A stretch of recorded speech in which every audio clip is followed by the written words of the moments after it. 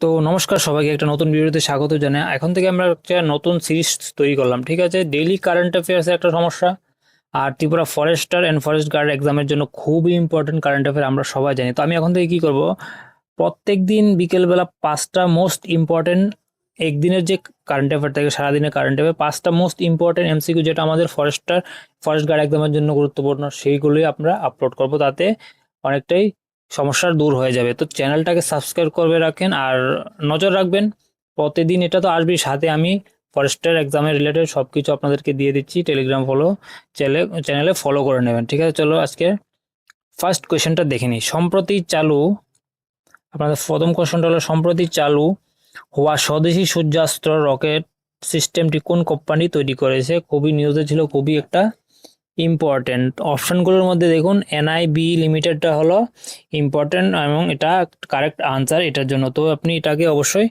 মনে রাখবেন। চলেন যাই দ্বিতীয় প্রশ্নতে। যৌথ সামরিক মহড়া মানে যুদ্ধাভ্যাস যেটাকে বলে, দুটো দেশের মধ্যে হয়ে থাকে।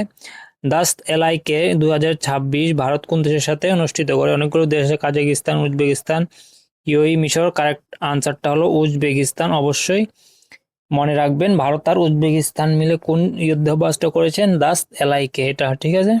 চলুন তৃতীয় প্রশ্নতে চলে যায়। তৃতীয় প্রশ্নটা হলো, সম্প্রতি global economic Outlook mid 2026 update কোন সংস্থা প্রকাশ করে? সংস্থা কোন?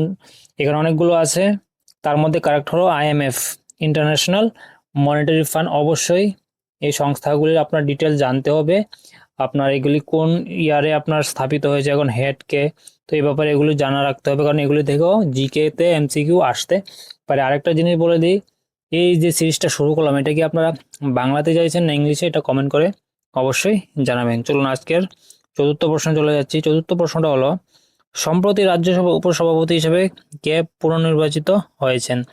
তার আমাদের যে 4টা অপশন আছে তার থেকে অপশন এ হরিহর হরিবংশ নারায়ণ সিং ইন্ডা সিলেকশন পুনর্নির্বাচিত হয়েছেন আমাদের রাজ্যের উপসভাপতি হিসেবে। অবশ্যই মনে রাখবেন, ঠিক আছে? চলুন আজকের দিনের লাস্ট এমসিকিউটা দেখে নিই কারেন্ট অ্যাফেয়ারের। ভারতীয় সেনাবাহিনী চালু করা স্বদেশি সাকসাম অ্যান্টি ড্রোন গ্রিড কোন সংস্থার সহযোগিতায় তৈরি করা হয়েছে? ঠিক আছে, অপশনে যদি কখনো ডিআরডিও দেখবেন আছে, তাহলে মনে করুন maximum time, not all the time, ডিআরডিওটাই আনসারটা কারেক্ট হয়ে যায়। এই ক্ষেত্রেও ডিআরডিওটা কারেক্ট। সাথে আপনি ডিআরডিওর একটু ইনফরমেশন নোট বানিয়ে নেবেন, শর্ট নোট, কারণ এখান থেকে আপনাকে ডাইরেক্ট জিকেতে এমসিকিউ ধরতে পারে, ঠিক আছে? তো আজকের জন্য এটাই। আগামীকালকের জন্য চ্যানেলটাকে ফলো করতে থাকুন। ধন্যবাদ।